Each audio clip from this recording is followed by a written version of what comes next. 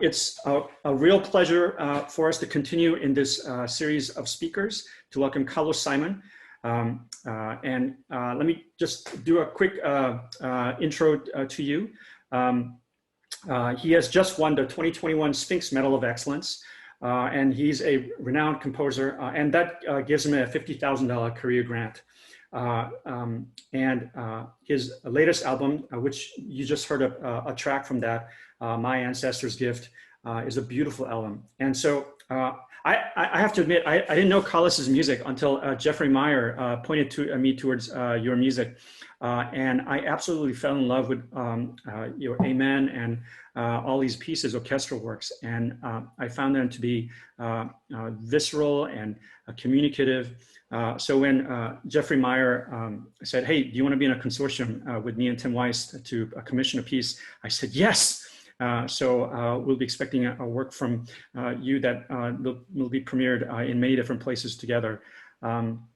So I'm really excited to have you here to talk to our students about your music, about your experience. And then, as I told you, I had sent them a bunch of links, your bio, your videos of your music that's been played by many different ensembles. Even the New York Philharmonic on a truck, they just did a piece of yours. But I've also sent them an article, which I'll just share on the screen just briefly so that everybody knows what I'm talking about. So in the links that I share with everybody, let me get out of this one. I've asked everybody to read this article on the New York Times, Black Artists on How to Change Classical Music. And this is an interview by Zachary Wolf and Joshua Barone, published this summer. And they go on to interview Monica Ellis, bassoonist of the Imani Wind Quintet, Thomas Wilkins of the Omaha Symphony, Jesse Montgomery, who is an upcoming guest composer on our series, Roderick Cox, Anthony McGill, also a guest on our series later on this semester, Terence Blanchard, who's writing an opera for the Met, LaTanya Moore, Tanya Leon, who we have hosted a couple years ago. Really powerful statements by these artists. And one last business, just to give you an update, a long-awaited appearance by Wynton Marsalis is confirmed to happen on December 16th. He was really trying to juggle things around. And so he saw what we were doing and this conversation as being really, really, really important. So he said, let me move things around. And so there are people moved mountains to make his appearance on December 16th possible. So we have that to look forward to. But today we're focusing on the music of Carlos Simon. And so I want to say welcome to Carlos. I'm very much looking forward to getting to know you better, getting to know your music better, and talking to you about this issue of inequality in classical music. Sure. Well, Professor Kim, thank you so much for the opportunity and invitation to be here. I'm so excited to be spending time and talking with you all, and sharing a little bit about my music, my platform, and some of the things that I have in the works and how it sort of relates to the conversation that we're all having these days around race and so many different things that are happening in our society. So so honored to be here and everybody here and seeing your faces. I do hope to see you in person, you know, very soon, and working with you all. And I know things have been, at least for me, it's been pretty challenging having to deal with the COVID and Zooms, unlimited Zooms, it seems like. And so that I'm truly really wonderful, that just really happy to be here. So I think we've been posting questions in the discussion forum, and we've had really fantastic questions. So I'm going to actually go to the questions immediately because I want that exchange to happen for us, right? So let me pull up the questions. Let's see. All right. Yeah, and y'all, I want this to be as informal and as relaxed as possible. You know, a lot of times, you know, things can be very stuffy, and when there's a Q&A and interview type of thing. So, but I want things to be a little, you know, just chill. So, you know, even though you posted your questions here, and I would be happy to answer any questions that are not posted. But the idea here is that it's more of a free form, free thinking space, if you will. Yeah, absolutely. And so what we want to do is, in fact, I may waste more time going back and forth between the screens. So those of you who posted the questions already, you sort of get first dibs on asking the questions. You can either post it in the chat, or you can sort of raise your hand and ask them yourself in person. So I'm going to actually open it up that way so that we can get to all of your questions as much as possible. So any brave soul who want to ask the question in video format?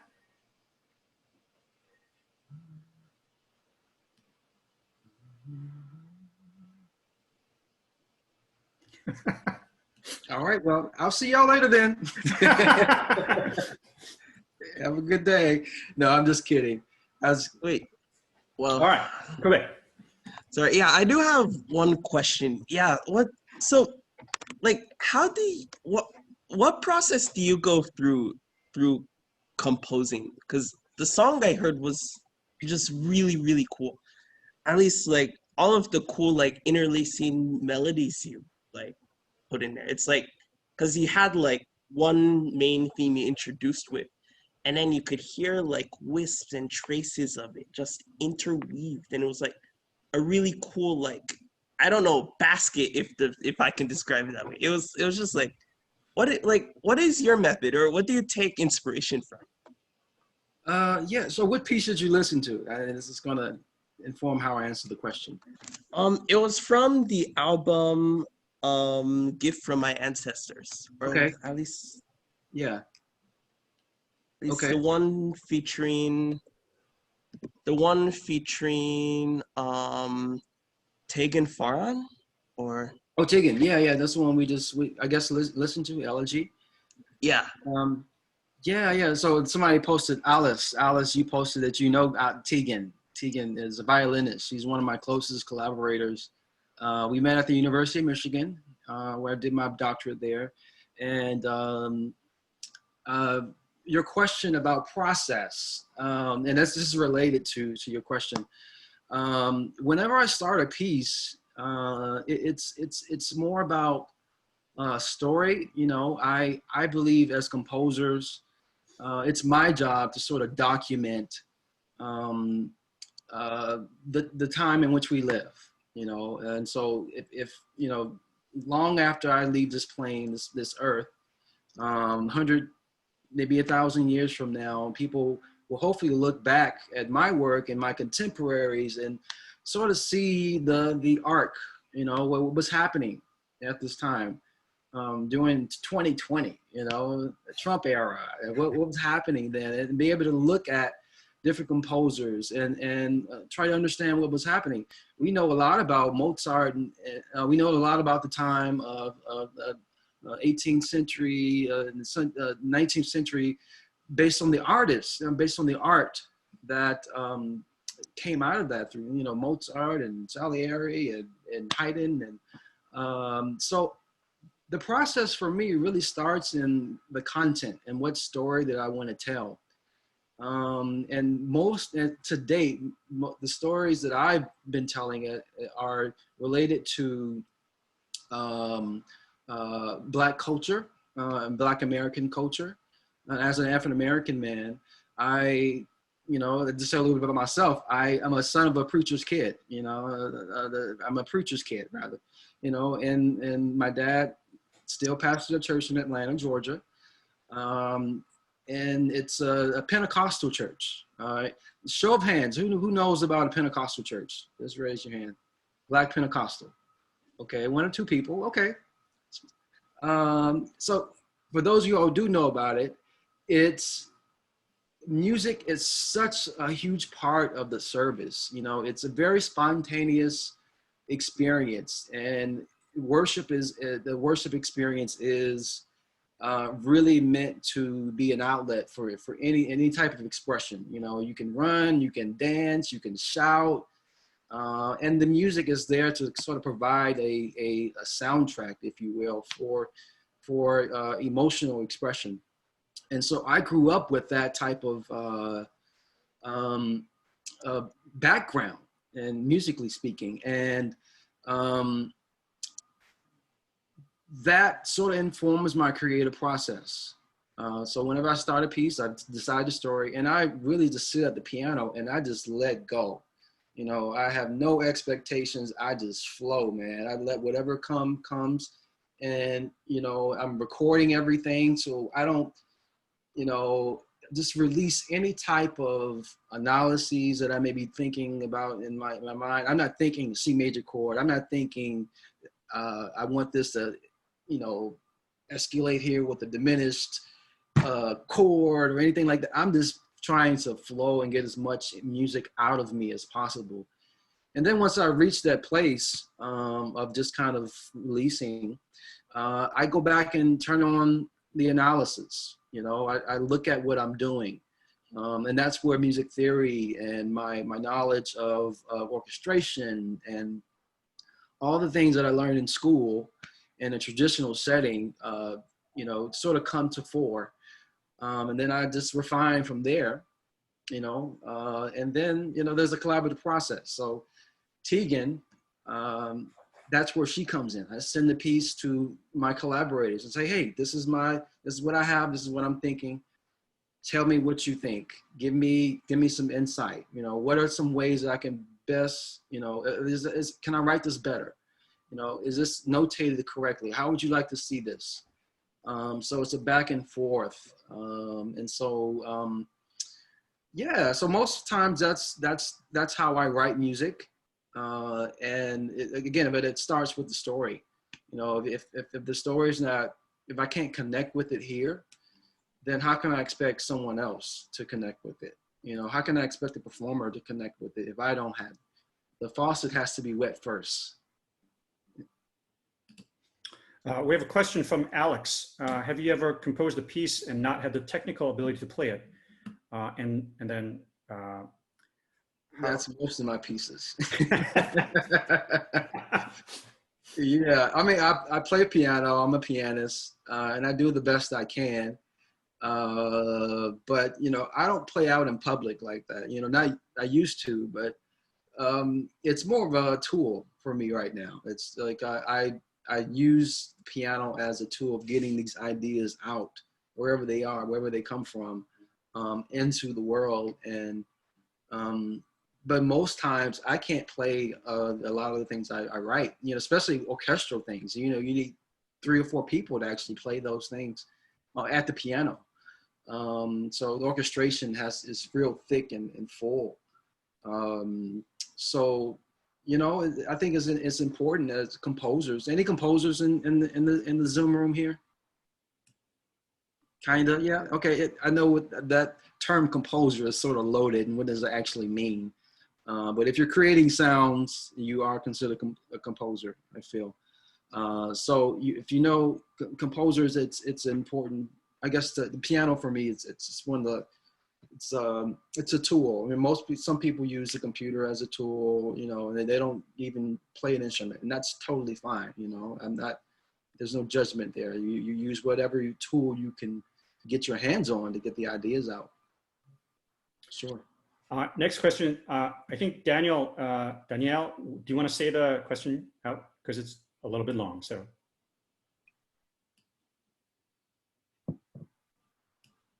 The library, so I'm trying to be quiet.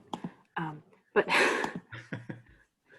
but the question I had was, how long do you think it will take for like orchestras or maybe just classical music enthusiasts or people who play musical instruments to start consistently integrating like a diverse range of pieces into their performances and not just maybe playing them for enjoyment? Sure. This is a loaded question, and it's tied to the traditional spaces, you know, which were traditionally not made for people of color, African Americans, Black people, you know, and Latinx and Black and Brown people. It wasn't made for that. So, and of course, with tradition, especially in Black African American culture, there's some idioms in there, musically speaking, that don't necessarily translate in the Western idiom. For instance, blue notes, notes that go in between different notes. You know, you're not going to see that in Mozart. You're just not. You know, and most players who play in professional orchestras like New York Phil or Philadelphia Orchestra, they're going to be trained in this Western idiom. And so when you have a composer like me or Daniel or some composer who's drawing on these resources that really are akin to African-American work songs or protest songs or spirituals that involve African-American musical idioms, there's a disconnect. And so, and one of the reasons why you don't see African-American composers or African-American pieces or composers or pieces that from the other, anything other than white Western culture, then is because mainly, you know, you have these composers who draw on these idioms, and there's a disconnect. And I know, at least for me, I've experienced performers to express hesitation just because they can't wrap their head around, you know, some certain things like syncopation. You know, how do you, like, I don't understand it, you know, and it boggles my mind. And so the question is, how long do I think it will take? You know, I can't really answer that question. I think now that I think more people, more performers and administrators are doing the work of trying to integrate different stories and different voices into the programming. And with that comes the understanding of the music. So, you know, yes, it starts with the programming and understanding the story, but also the groundwork of actually understanding the performance practice. As a performer, you would never play Bach the same way you would play Brahms, right? There's just some performance practices that are just, that's totally different, you know? And so in the same way, you would never play Brahms the same way as you play Daniel Romaine or Jesse Montgomery. There's some performance practices that I think need to kind of catch up with the culture. Yeah, hopefully that answers your question. I don't know, I can't give you a timeline. I wish it could happen today. But, you know, integrate a diverse range of pieces in their performances. I'm reading your question. Yeah, I mean, when we tackled Wynton Marsalis's Blues Symphony a couple of years ago, I knew that we needed to prepare for that piece by playing Duke Ellington and other pieces, because, you know, if you play a string instrument, it's not automatic that you would have been exposed to a string rhythm. Sure. Right. So there's a sort of idiomatic musical ideas that you have to learn. But I think the heart of that question, Danielle, really is that these institutions won't change their repertoire and won't think about making changes to their season, to their orchestra, to their opera season, if they're happy with the status quo. And I think, unfortunately, that is in fact where many of the institutions are still at, where they're quite happy just performing, you know, if it's an opera company, you know, the Metropolitan Opera, as I mentioned, they will be performing Terence Blanchard's opera, you know, I think it's either next season or the season after, but that'll be the first time ever that they will be performing a work by an African-American, a Black composer, right? Yep. And many institutions, even the New York Philharmonic, which employs Anthony McGill is the only Black person in that orchestra. Yeah. Right. So until institutions are not okay with the status quo, they're not going to really change their ways. Right. So this conversation that we're having through this series, through our guests, this is an important first step. Right. Because for a long time, myself included, I looked at the pieces we're doing with the Cornell Orchestra, and I was completely fine with what we're doing until I was challenged by many friends and composers in the reason we did Year of the Women a couple of years ago was the fact that Baltimore Symphony had this report that reported that the top 100 American orchestras played only 1.5% of works by women, and rest were by male white composers from Western Europe, probably, right? Yeah. So then I tried to do 50-50, but I failed. I think I only did like 40% of repertoire that season. But as a result, we won the programming award from one of the granting organizations, because many collegiate orchestras were very happy doing the same thing over. I mean, I knew many orchestra directors, as one of the students have pointed out, the high school director has a cycle of, pieces that they cycle over and over. I wasn't an orchestra like that, where the orchestra director, the same 40 pieces in a rotation of 4 years. And they just weren't interested in learning new pieces. So when you have somebody who's set in their old ways like that, then of course they're not going to be thinking about diversity or programming works by composers of our time, right? So I think we've somehow fell into this way of making music where it's perfectly normal and acceptable, and hopefully not going forward, to just play the known and just play and the 3 Bs, as they always say, Beethoven, Brahms, Bach. And so, but as future audiences of classical music, as future board members of audiences, as future arts leaders in cities and communities that you will go into, you have to be demanding that, okay, that is not okay. It is not okay to be systematically excluding people, where a young child who learns a violin or piano and happens to be African-American looks at the season that the orchestra is playing, go, wow, look at that, all white Western male from 19th century. That has nothing to do with my life. So why should that person be interested in supporting that organization, right? Exactly. Chris, could I add something to that discussion? Yeah.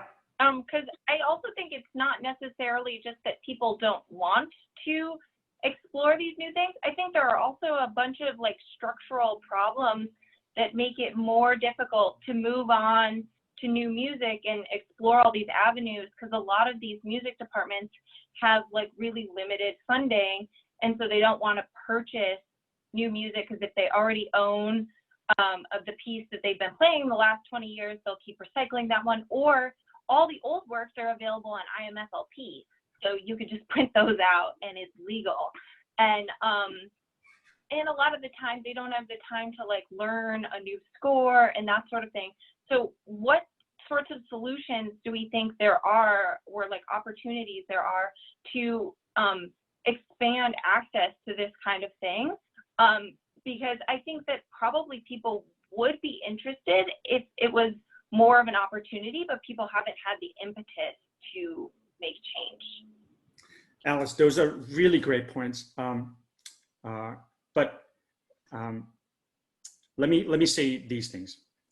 My first job out of college was as a public school teacher in probably one of the poorest districts in rural Illinois, where in a city of 40,000 in Quincy, Illinois, probably at least half my students were under the poverty line. In fact, my Perkins loan was forgiven for teaching in that district for 2 years. So it was considered a red zone district, where the Perkins loan people said, yep, it was like serving in Peace Corps. Yeah, we give you credit. So they forgive my Perkins loan for teaching in that district.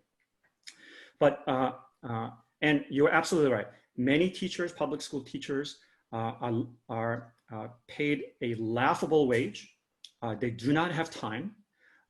They're barely making ends meet. So the last thing on their minds is learning a new set of repertoire that they were not trained in. Because the training system that we are in, both the musical training, the teacher training, the issue of diversity has not been a priority item at all, right? Because I went through that training system where no one ever talked about works by African-American composers, by women composers. This was just something that was simply not brought up. I hope that is changing. I hope that at the educational level of the training of our professional musicians, training of our teachers, and then training of our very young children. As we have seen with Rachel Barton Pine's work, there are people who are trying to make that change. You know, my son is he's 11, he's in his third year of cello Suzuki method, and book 1 through 6 is all white male composers, right?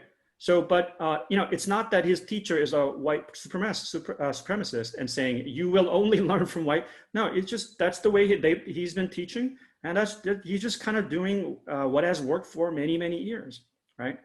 But I do not think it is no longer acceptable for us to say to the school system, to the teacher training institutes, to the conservatories and school of music, to my cello teacher of my 11-year-old, that it's not okay just to do things as it is, right? Because yes, it'll take resources, absolutely. Yes, it'll take time to learn new pieces, yes, absolutely. But if it's important, they will do it. It's just that last step of a teacher being convinced it is important, an institution, a conservatory saying it is important to have in our audition repertoire to accept students that we must have representation of underrepresented composers. That is not happening. I'm happy to say at Oberlin, the students petitioned, they protested to the point where the faculty could no longer ignore them. So I will send you a link to Oberlin's a statement against racism, and how they're going to be structurally changing things so that in the audition repertoire, in the jury repertoire, in the orchestral repertoire, they will have to start to have representation of all different composers. But somebody who's in charge, or somebody who's telling that person what to do, or each of you who will be a parent of a child and telling the teacher of your child, this is important to us. You need to change. Until that conversation happens, until whoever is in charge, whoever conductor, administrator, executive director, teacher, whatever, until that person thinks this is important enough to direct our resources to make a change, then it's of course not going to happen. Yeah, and it's so inspiring to see so many changes in many different areas. Of course, we're talking about programming, composers, new music. But also education. I'm an educator. I teach at Georgetown University, teach music theory and composition. And one of the things that I try to do, when I'm teaching any concepts, whether it be a major scale or intervals, I'm making sure I'm bringing in examples that appeal to my students. Of course, I could bring in Bach, I could bring in Beethoven, I could bring in Mozart to cover the material and they get an understanding, but it helps for me not only to bring in Mozart, but also bring in some Queen, bring in some Jessie Montgomery or some Aretha Franklin, and what you should see in the students' faces when I play the example and say this is an example of a major scale, they just perk up, versus me just playing Bach. And my wife, she's a pianist, and she teaches most of her students are Black and brown, African American, and one of her her work is around developing anthologies of music that include African American composers. And so when she goes to teach a certain concept, she can look at the works of Helen Smith or Florence Price or Margaret Bonds and apply the same concepts that she would get in an Alfred book or something like that, which it includes composers that don't look like the students. And she says, when the students find out this composer looked like them and they can relate to the story, it just adds another layer of interest. And so the educators in the room, just be aware of I think, your students' interests and how that affects the concepts that you teach. Great question. It's loaded though. Okay, now we've unleashed the questions. So they're coming into the chat. So I'm just going to try to catch up. Alyssa, state your question.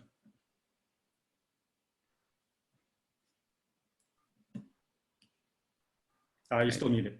Hey, Yeah, so I was wondering if when you're writing pieces, do you ever have specific collaborators in mind, and like how do they inspire and fit into your vision for a piece? Cool headphones. Thanks. Specific collaborators. Yeah, I mean there are pieces that I want to write, and it's only like one group in my mind that I have to work with. I'll just give you an example. So I just joined the faculty at Georgetown University, and some of the work that they've been doing, or me discovering some of the history of the university is, their role in slavery, them owning and selling slaves. And so the university has done significant work around finding the history and discovering the history and doing work of that sort of, in a way, creating working groups, finding descendants, and changing some of the names of the buildings on campus. And so, discovering this as a new faculty member, I wanted to be involved, musically speaking. And so I am working on the piece now for that sort of honors the enslaved, honors those who were enslaved by Georgetown University. On record, unearthing some of the archives, Georgetown, there's a bill of sale that had at least up to 272 slaves that were sold. And it put the university in a great financial position, to sell these slaves. But when I approached the piece, thinking about the piece, there was one group that I had to work with. And it was Hub New Music, who they're based in New York, not New York, but Boston. I had worked with them. We traveled to Japan, and I just had a great working relationship with them. I connected with them, not only in spirit, they were good friends, and we could kick it, we could hang out and chill, but they were deeply concerned about, the state of classical music, contemporary classical music, and representation and stories that are being left out. And so when thinking about this piece, I had to work with them because they are incredible musicians, but also incredible human beings. I really like working with people who are just like stellar all the way around, and you could, so that's important for me. So that's just an example. Sometimes I write pieces and with the hopes of getting as many performances as possible. So I don't typically write pieces that are just for one ensemble or one performer, just because I want to see the piece have legs. I want it to get mileage. And so for instance, if I'm writing an orchestral piece, I want to make it as accessible as possible, so that Cornell University Orchestra can play it, but also the community orchestra here in DC can also play it. So if you're, yeah. So that's two answers there for the question. Okay, and then next question is from Michael. Okay, this is sort of a big one. So I'm just cautioning that we can go down a rabbit hole with this question for like a couple hours. It's about music theory and how music theory is. Well, Michael, you want to ask the question, but I don't want to get stuck on this question. So let's go ahead, Michael, ask the question. Let's go for it. Go for it, guys. All right.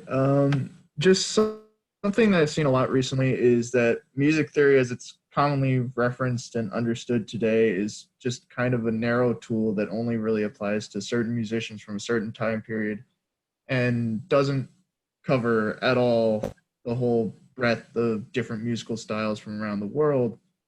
So I guess my question is all about the idea of music theory and how might we try to broaden the academic side of music, because often you'll hear if a song doesn't conform to whatever fingered bass, all the stuff that like we learned before, then it's not good music or it's not right music. Then how do we kind of broaden that just for ourselves as an individual pursuit and also more largely as a structural one?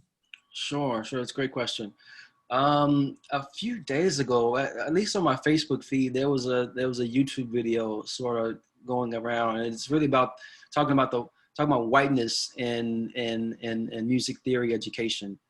I just put in the link. It's probably Adam Neely's. That's it. Yeah. So thank you. Yeah. It's a big response to this summer's blow up with there's a musicologist named Phil Ewell who teaches at Hunter College. And he's been actually shorthanded because the response to, well, what I would do is I want you to be all informed, but I want you to actually watch the very well researched Adam Neely's video and actually look at the actual link by Phil Ewell and his actual paper before seeing the response, which is researched pretty badly. Some of them quote Wikipedia. And so it's sort of a knee-jerk reaction to protecting their turf. And so I want you all to be informed about this issue because it is a big issue. And music theory, the way it has been taught, is very narrowly focused because many of the teachers they were not thinking about diversity. They were thinking about teaching music theory the way they were trained and sort of going the status quo without a particular agenda. Maybe there are a couple of musicologists who may have had that, which is sort of Phil Ewell's argument. But I think my opinion of this issue is that for too long, classical music has been focused in a too narrow of a band of time frame and composers. So it naturally led to a very reductionist way of looking at humanity's accomplishment in music. And this meant excluding a lot of composers who are women, who are of color. So that's my take on it. And I think many teachers of music theory and many conductors who had a narrow focus of white sort of 18th, 19th century repertoire, I would say we're too lazy to learn new repertoire. So I think that's what it comes down to in a way, right? Because I think I have had composers, I've had teachers, music theory teachers, I've had conductors who were just too busy to take on learning a whole new set of repertoire that was outside the zone of what they were trained in, right? Mm-hmm. I mean, I had a mentor who used to tell me, yeah, and this was at a phase when as a conductor, I was all about learning more repertoire. Like I wanted to know everything, right? And so his challenge to me was, well, okay, that's all nice and all, but what about the 100th time you perform that piece? You know, because you're gonna have insights that you wouldn't have second time or third time performing that piece. So, so that's sort of the mindset of wanting to be a deeper musician, wanting to do our work so that we make contribution, right? But in that process, your priority to know the whole world, the whole humanity becomes sort of third, fourth, fifth in your priority item, right? Yeah. Well, I'm a product of a historically black college, Morehouse College in Atlanta.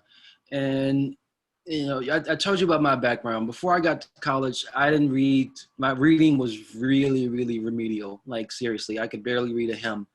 But my ear was really strong. I could play anything by ear. You know, I was playing Beethoven by ear. It wasn't quite right, but you still got the idea. But, you know, they took me on took me in, you know. And when I started taking music theory and seeing the examples of Bach and Beethoven and Mozart, and it sort of connected two different worlds for me. I'm not gonna lie and say that it didn't help. It was really helpful to kind of draw a line to the things that I knew already give it a name. You know that major chord or the dominant seventh chord that I didn't know the name for that. You know, but it helped me to kind of organize my thoughts, and so I had to make the connection on my own. And now as a professor, I try to do that with my students. I bring in everything and try to bring in their interests. And so, even when I was teaching at Morehouse College, which is a school which caters to African American men, I knew what they were listening to, and so it was easy for me to go and listen to that and do the work and try to understand what was happening musically, analyze it, and bring it to them and say, this is what's happening in this P.J. Morton record. This is what's happening in the Mozart. Here are the similarities. And it could click, it clicked. But I had to do the work. It's more work for sure. And then many of my colleagues, scholars, who are sort of doing the same thing, but in a more scholarly way of actually putting things in text and getting things. So I do think that we will see a dramatic shift in education as far as when it comes to music theory in the next few years, for sure. Definitely. All right, we're going to go to Elora next. What's up, Laura? I was wondering, how do you imagine or visualize or kind of come up with the ideas that back a lot of your music, like Portrait of a Queen? And I was also wondering, what advice you have for composers who want to make a statement using their music? Yeah, well, Portrait of a Queen it was my dissertation piece. And it's really about the evolution and the story of African Americans in this country, told from the perspective of Black women. And women, for me, they've been so instrumental to my development as a human being. And like my mom, my grandma, they are, they're my world, and they are and have been so instrumental to my musical development, for sure. And so I wanted to write a piece for them to kind of describe and tell their role, at least from my perspective, and how important they were. And it's really, but the piece itself, it's really sort of showing how important African-American women are to the Black community. They are the pillars. And if you look at, just generally speaking, in my experience, women, they ran the show, especially in church, even though my dad was preaching in the pulpit every Sunday, my mom was running everything behind the scenes. It would nothing got past her. There was nothing she didn't know about, and so the piece is really meant to kind of be dedicated to them and to show the role and how important they are in black communities, historically speaking. So I started in Africa. I go to the piece moves to Jim Crow and different eras. It's really 4 different movements, but each movement is sort of set up with some spoken word, very short spoken word pieces, and they give you an idea and of what's happening. So that was the impetus for that particular piece. Let's see. So that piece and every other piece that I write is really draws from my experiences. And so composers, I feel, should be doing the same thing. For a very, very, very long time, I wrote pieces that I had no connection to. I was trying to figure it out, you know, and they were terrible pieces that I would never share with anybody, you know, and it was a way for me to figure things out. But it wasn't until I really started doing the work of trying to understand who I was, and how I fit into American landscape, and stories that I wanted to tell with that. That's when things sort of clicked for me, and I was like, it became real, it became alive, and people started paying attention and playing my music, and it was like, wow, you know. But I needed to go through that. I needed to go through that stage of just cutting my teeth with terrible pieces. And so yeah, that's the best advice I can give, is just really understanding who you are as a person. Then that influences the music. And if you look at any other composer, that I think that will be the story, you know, from Mozart to Bartok to Gabrielina Frank. They all draw on their personal experiences, and draw from the musical experience. Put that in, you know. You know, Carlos, that really resonates with me, because I think early in my training, I was more interested in being a composer. But at that point, I was also writing all these pieces that are basically like bad copies of you know, whoever, bad copy of Shostakovich, bad copy of, you know, so on down the line. And so the advice, bad advice that I was given was that if you look at a score and your reaction is, you know what, if I just change that part, I think I can make it better, then you should be a composer. But if your reaction is, yeah, that's amazing, I would have never come up with it in a million years. So like, that was pretty much my reaction all the time. And so the terrible advice that I was given was that if that's the case, then you be a conductor and not be a composer.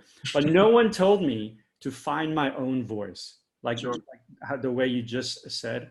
And I think maybe my path would have been different if I had a mentor who would have guided young composers. You know, you need to, it doesn't matter your skill, it doesn't matter your training. What matters is finding your voice. I think that is, I wish you had given me that advice, like, you know, a long time ago. So, but anyway, enough about me. I'm sorry I'm talking so much, everybody.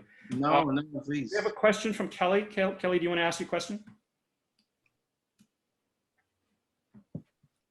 Hi, everyone. Yeah, I wanted to ask Carlos whether you have any thoughts on music that is built around a really core element of Black-owned culture, like spirituals.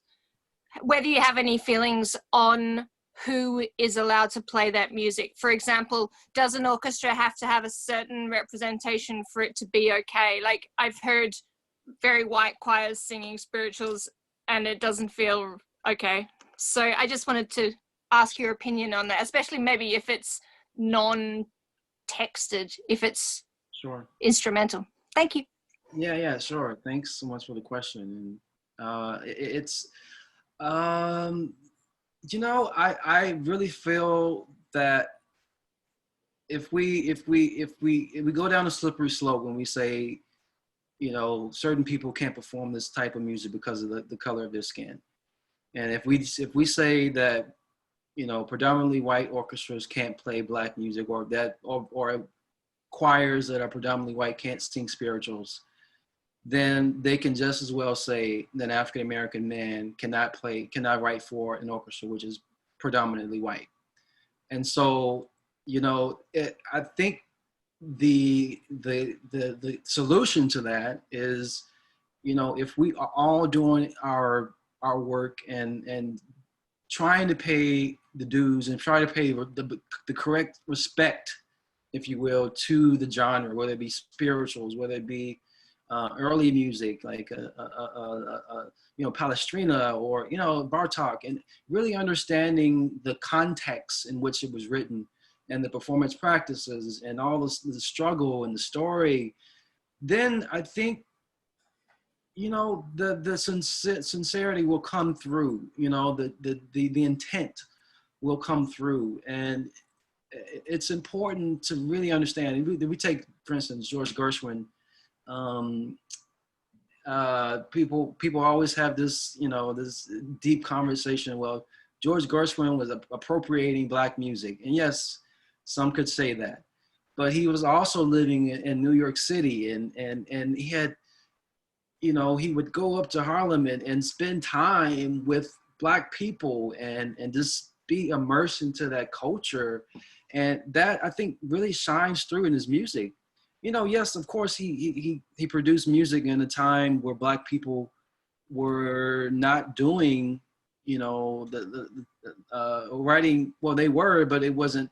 They didn't have the platform or the visibility to do the things that he was doing. You know, Rhapsody in Blue and Porgy and Bess. You know, of course, composers were writing in the music, but they didn't want, you know, people didn't want to hear William Grant Steele. You know, that goes against the grain, right? And so I think that, to answer your question, I think we all need to be doing the work of, if you're performing a piece that's not in your wheelhouse, that doesn't speak to your culture intuitively. I think we all need to be doing the work of understanding it as a whole in the context. Yes. All right. You Aussie? Australian? Yeah, cool. Taryn, you can ask your question. Hi, it's really great to have you. Sorry, I just have a really long-winded question, so hopefully it's not like, I don't know, too wordy. So basically in your composer portrait, you said that like when you're composing, you try to live with the story, the concept before you even like write a note. So how do you address and communicate like subjects that are as monumental and really painful as slavery and like police brutality in your compositions? And also because I've heard some people suggest that like in order to bring in a bigger audience, classical repertoire should address like current events and social movements. Do you think that composers should like prioritize that, especially like 21st century composers should really try to provide commentary on social issues? Okay, so your first question, you know, well, let me just start with the second question. I think going back to my first statement about like being a composer, for me, you know, it should be a documenter of the times. And so we can, you know, commenting on things that happen, whether it be, the Black Lives Matter movement, or response to immigration laws, or, you know, or COVID response. You know, I've written so many pieces in the last 4 months that are related to COVID. And so like, for me, I always want to write pieces that are relevant to our time. Now, I can't speak for other composers and what they should be doing. I think we're all in it together. I have many colleagues who write, you know, Symphony No. 1 or Chamber Symphony No. 2, and that's fine. It's totally fine. They write great music. There's no judgment from me about that. I do think as a composer that we have an obligation to be an extension of what's happening in our world, and to really speak to what's happening, and use our platform, our gift to change, make change, and create discussion. You know, when George Floyd, when the whole incident happened with George Floyd, I was a part of the protests, you know, right here in Gaithersburg, Maryland, where I live, 30 minutes outside of DC, in a small town. There was, you know, the huge protests, and there were young, like high school students, and like it was white, Black, Latino, and you know, Asian Americans. It was so many different types of people out there, and it really just like, it made my heart full to see this.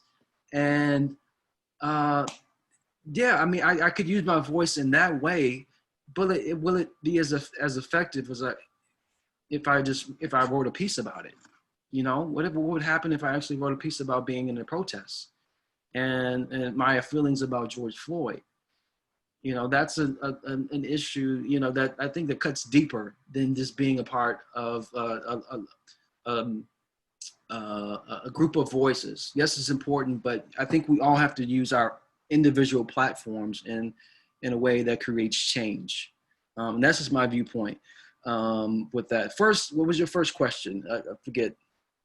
Like you said before you even like write any notes, you try to think and like understand a story or a concept. Like, for example, your elegy, how do you sit down and like, I don't know, translate very painful, Yeah. big topics like police brutality into your music?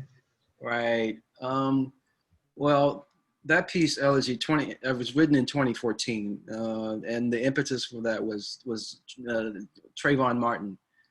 You know, I physically felt sick, you know, for several days when the whole incident happened, and it just kept happening. Like the list kept growing and growing and growing, and I just was scared. I was frustrated, and I was like, this could happen to me at any moment, you know, and I needed to get away. I needed an outlet, and music was that outlet for me. And so that's how the piece came about. You know, I didn't mean for it to kind of be performed. I just wrote the piece as a means of as expression.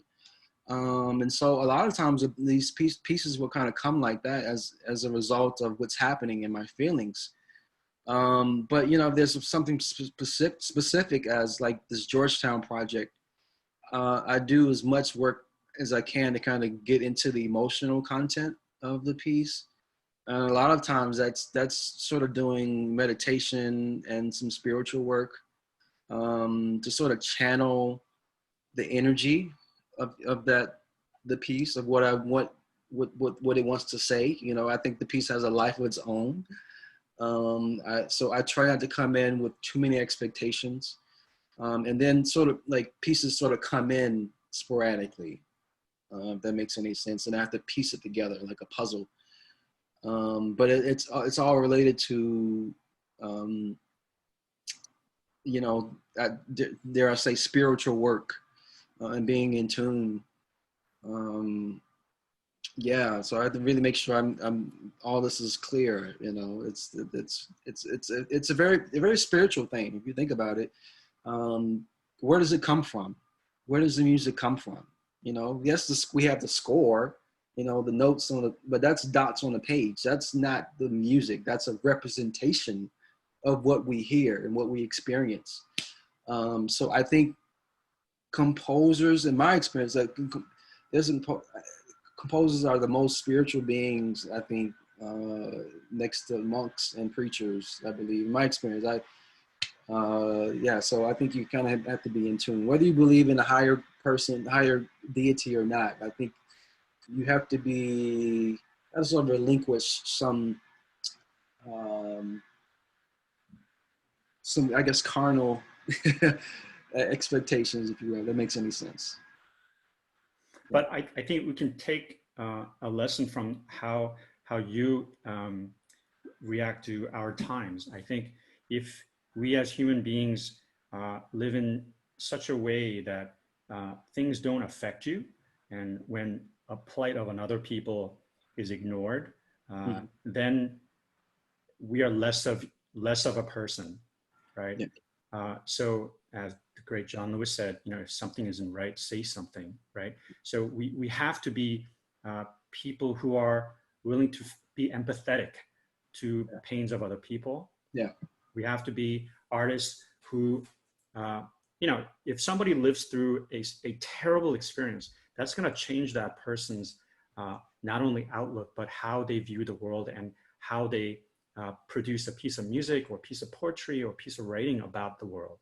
Yeah. Right? So somebody who lives through the Second World War cannot go back to writing music the same way.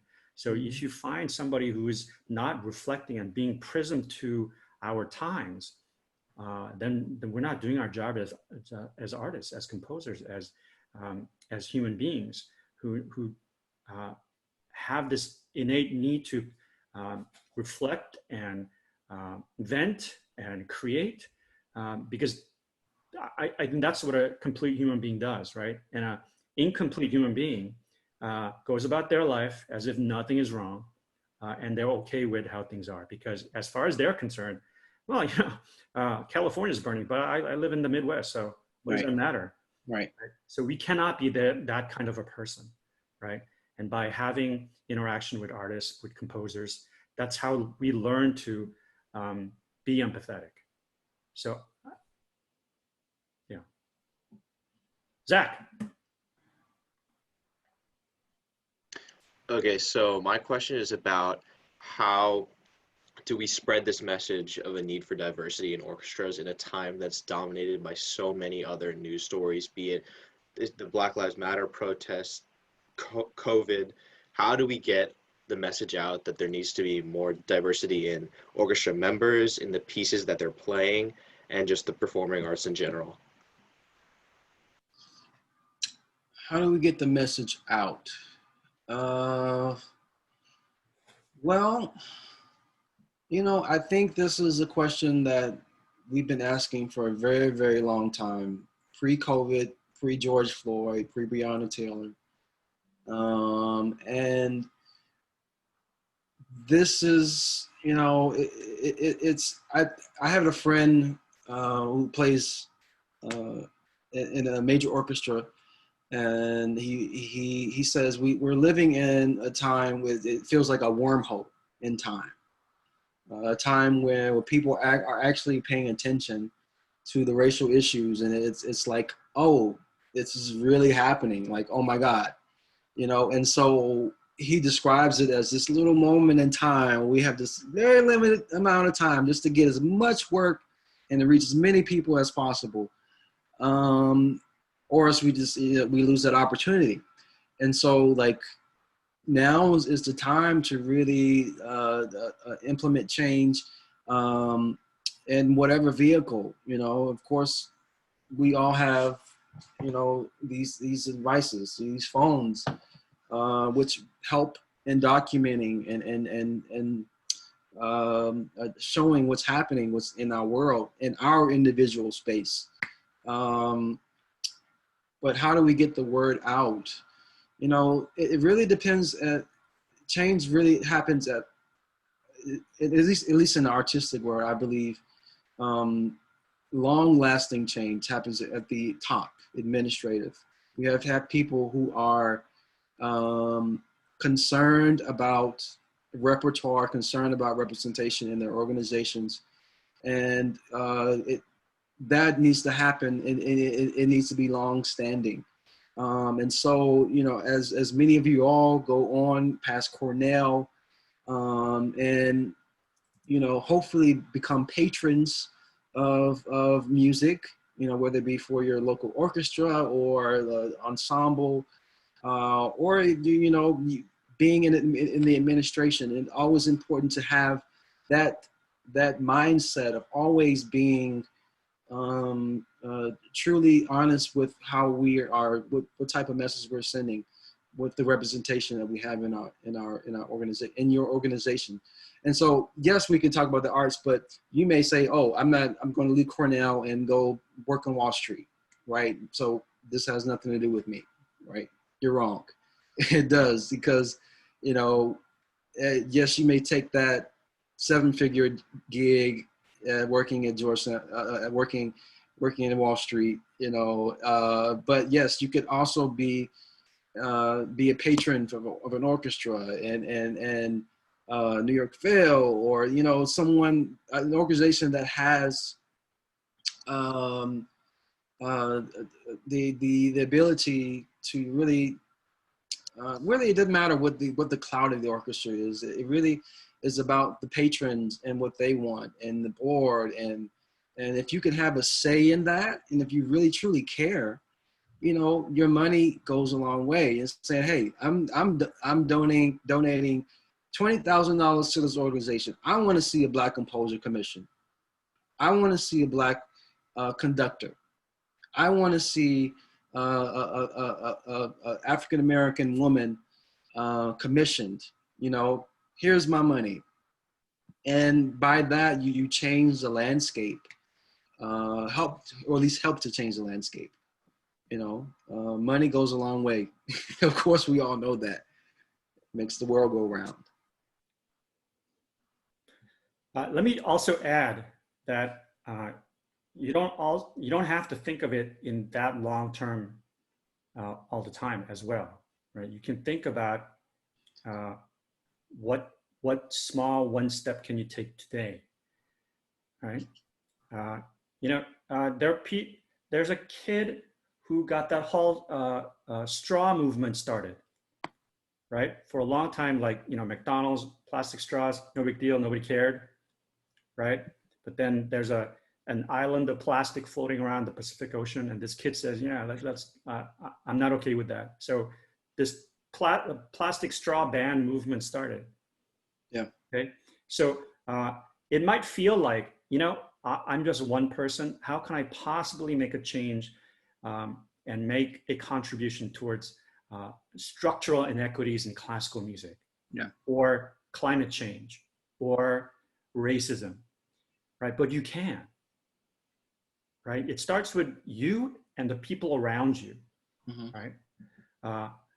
So yeah, Carlos, if you don't mind, I'm going to plug my idea here. Okay, so I'll be your amen corner. So each year we have a Cornell Concerto competition.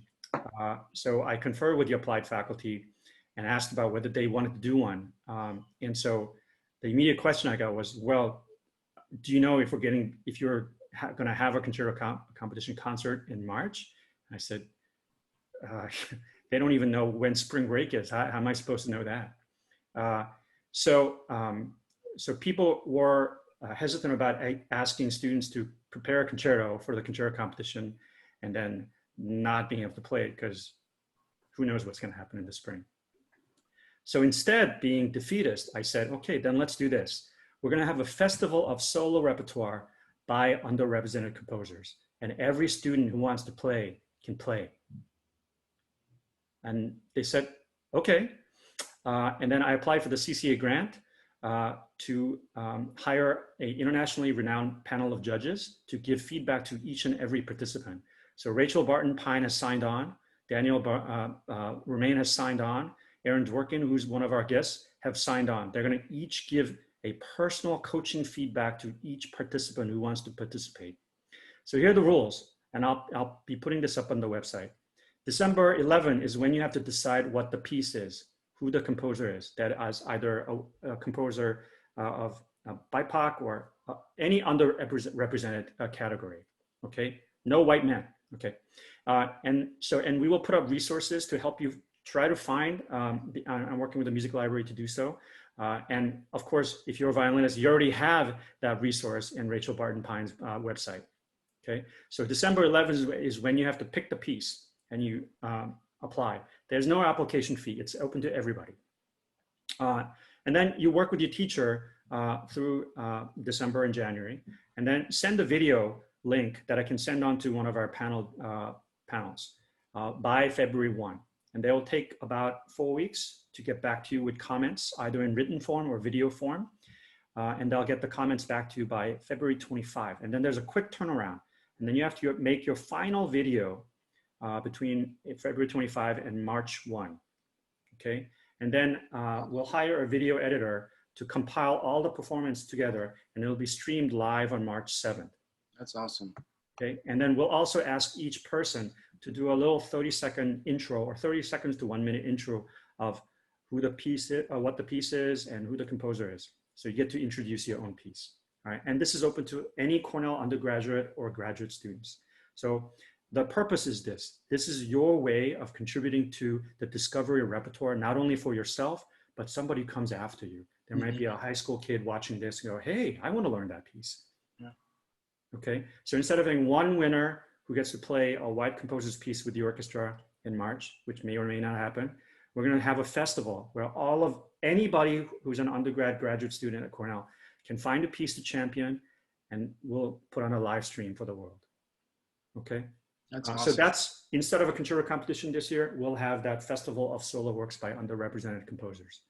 And more information and details will be coming soon on the website. Akube. Yes. Could we write arrangements of international music? Oh, let's go. All right. Awesome. In fact, you know, just today I was looking for Bach chorales to teach the conducting class, and I realized the entire repertoire that I was using to teach the conducting class is by White Dead Man. So I said, okay, I got to find something that. So I needed something in 4/4 with a fumata and a rallentandi, and I found a beautiful piece by Florence Price called Adoration. It's originally an organ piece. It was perfect for the purpose.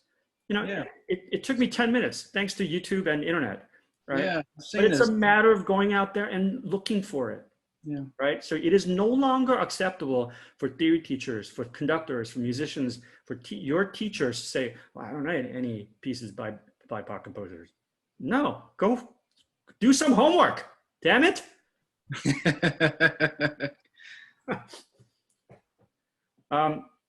I know some of you have to leave at 6:10. But I want to make sure that everybody understands we go till 6:25, but we're happy to be here till 6:25. But I'm also really, really thankful for Carlos for being here, talking to our students. And I'm also really thankful to our students for having such amazing questions and really engaging with the subject. You guys really give me hope for the future. My generation failed spectacularly to address this issue. I mean, myself included, for a long time, my blinders were on and I programmed repertoire and, you know, did business as usual because that's what I was taught. And, you know, I was too busy to think otherwise. You know, I was also raising a kid, so give me a little break on that one. But we all need to do better, right? You all need to demand better from your teachers, from your conductors, from your administrators, from your institutions. Right? Things need to change. And maybe Carlos is right. Maybe we're in this weird wormhole where this awareness is going to last a brief time. I mean, I just looked at the New York Times bestseller list and how not to be a racist is like #2 or #1 on the bestseller list. That's a really good sign, but I hope it's not a fad that's going to fade. Right? I hope this is going to be lasting changes, that your generation is going to take up the mantle to say, as you have demonstrated in the protests around the country, right? The younger generation is doing much, much better in recognizing this is a problem, right?